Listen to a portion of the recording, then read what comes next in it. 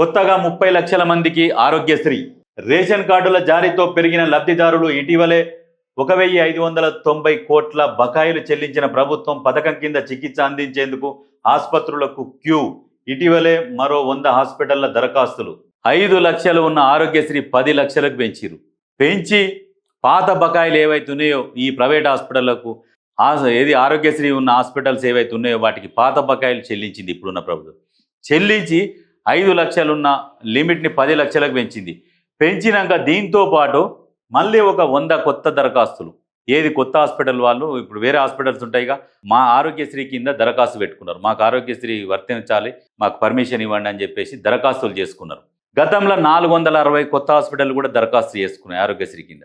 అంటే హాస్పిటల్ వాళ్ళకు పాత బకాయిలు చెల్లించేసరికి ఇక మాకు బకాయిలు వస్తాయి అనే ఒక నమ్మకంతో మళ్ళీ వచ్చి ఆరోగ్యశ్రీ కింద దరఖాస్తు చేసుకుంటున్నారు. గతంలో ఏంటంటే బిల్లులు వస్తలేవు, ఆరోగ్యశ్రీ బిల్లులు వస్తలేవు అని చెప్పేసి హాస్పిటల్ వాళ్ళు మొత్తం ఆపేసారు. వైద్యం చేయడమే, మా దగ్గర ఆరోగ్యశ్రీ లేదు, బిల్లులు వస్తలేవు, కావాలంటే మీరు పైసలు పెట్టుకుంటా అంటే మేము చేస్తాం కానీ ఈ ఆరోగ్యశ్రీ కింద లేదు. సరే మీరు పెడతామంటే పెడతాం, వస్తుంది లేకుంటే లేదన్న కాడికి ఆరోగ్యశ్రీ పరిస్థితి అయిపోయింది. అటువంటి ఆరోగ్యశ్రీని మళ్ళీ ఒక సంజీవిని లాగా వచ్చి ఇప్పుడు పేద ప్రజలని ఆదుకుంటుంటారు రేవంత్ రెడ్డి. వాస్తవానికి ఇప్పుడు ప్రతి ఒక్క హాస్పిటల్ పిఆర్ఓలను పెట్టి గ్రామాలలో తిప్పుతున్నారు. మా హాస్పిటల్లో ఆరోగ్యశ్రీ ఉన్నది, ఏ సమస్య వచ్చినా రండి మేము ఏం చేసుకుంటామని. ఎందుకంటే బిల్లులు వస్తున్నాయి, సకాలంలో బిల్లులు వస్తున్నాయి కాబట్టి ఇప్పుడు హాస్పిటల్ వాళ్ళు ఎక్కువ ఉరుకులాడుతున్నారు. అంటే అర్థం చేసుకోర్రి, గతంలో పరిపాలించిన ఒక దరిద్రుడు ఏం చేసిండంటే కరోనా సమయంలో పేద ప్రజలు చచ్చిపోతుంటే, ప్రాణాలు పోతుంటే కూడా ఆరోగ్యశ్రీ కింద చేర్చమని ఎంతోమంది అడిగినా కానీ మేము చేర్చమని అన్నాడు. ఆయనకు రోగం రాగానే ఆయనకి ఏంటంటే 1000 కోట్లు 1,00,000 కోట్లు ఉన్నాయి కాబట్టి పోతాడు, ఆ హాస్పిటల్ మొత్తమే ఇంట్లో పెట్టించుకుంటాడు, చుట్టూ మందులం పెట్టుకొని ఈయన ట్రీట్మెంట్ తీసుకుంటాడు. ఏమనంటే ఏమైందా అది పారాసెటమాల్ వేసుకుంటూ పోతుంది అన్నాడు.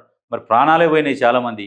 అంటే ప్రజల మీద ఈ దరిద్రులకు ప్రేమ లేకుండా అప్పుడు ఎంతసేపటికి అధికారంలో ఉండాలి, మేము రాజులం, మేము పరిపాలించాలి, ఉన్న దోసుక తినాలి అన్న ఒక యావ తప్పితే ఎంతసేపటికి ప్రజల మీద మనం సరైన పరిపాలన అందించాలి, చరిత్రలో మనం నిలిచిపోవాలన్నది లేదు. ఎంతసేపటికి వాళ్ళ డప్పు వాళ్ళే కొట్టుకొని వినేటోనికి కూడా విసిగెత్తిపోయి ఎత్తి ఆడ మూలకు నొక్కితే పోయి ఆడ పోయి పామోదలు అయినాడు. అంత ఘోరం అంటే అంత ఘోరం ఇప్పుడున్నది. 10 లక్షలు అంటే మామూలు విషయం కాదు కదా. 10 లక్షల ఆరోగ్యశ్రీ కింద అన్ని కార్పొరేట్ హాస్పిటల్ వైఎస్ఆర్ ఉన్నప్పుడు ప్రవేశపెట్టిండు. నిజంగా పేద ప్రజల పాలిట వైఎస్ఆర్ దేవుడనే చెప్పుకోవాలి. అప్పుడు కార్పొరేట్ హాస్పిటల్ కూడా తక్కువ, ఏళ్ళ మీద లెక్క పెట్టవచ్చు. అన్ని చిన్న హాస్పిటల్సే ఉండేది. కార్పొరేట్ హాస్పిటల్లకే ఆరోగ్యశ్రీ వర్తించేది అప్పుడు. అయితే ప్రతి పేదవాడు గుండె ఆపరేషన్లు చేయించుకున్నారు, ఎన్నో 1000 మంది చేయించుకున్నారు వైఎస్ఆర్ పుణ్యాన. అది ప్రవేశపెట్టింది వైఎస్ఆర్. దాన్ని ఇది కాంగ్రెస్ వాళ్ళు ప్రవేశపెట్టిరని నిర్వీర్యం చేసేందుకు బిల్లులు ఇవ్వకుండా సతాయించి ఆరోగ్యశ్రీని అసలు లేకుండా చేద్దామన్న ఒక దుర్బుద్ధితోని కేసీఆర్ చేసిండు. అది అంటే ఎంత విషపురుగు అంటే కేసీఆర్ అంత విషపురుగు.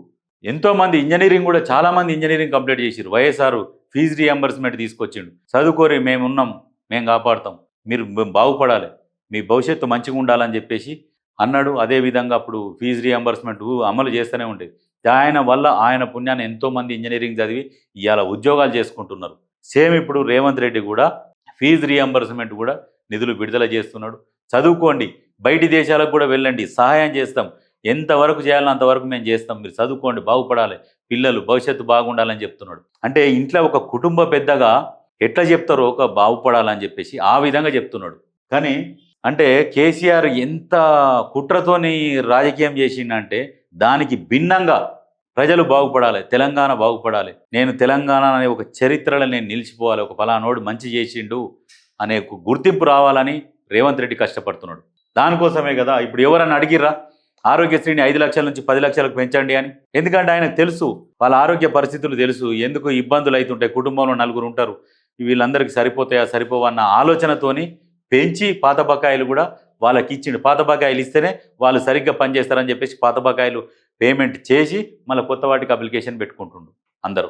అంటే ఎప్పుడైనా పేద ప్రజలను దృష్టిలో పెట్టుకొని పనిచేస్తే భవిష్యత్తులో ఎప్పుడు కూడా రాజకీయంలో తిరుగుండదు వాళ్ళకు. వైఎస్ రాజశేఖర రెడ్డి కూడా ఇదే తరహాలో పరిపాలించింది కాబట్టి ఆయన రెండోసారి కూడా ఇట్లా ఈజీగా గెలిచిపోయింది. ఇప్పుడు సేమ్ అదే జరుగుతుంది మళ్ళీ.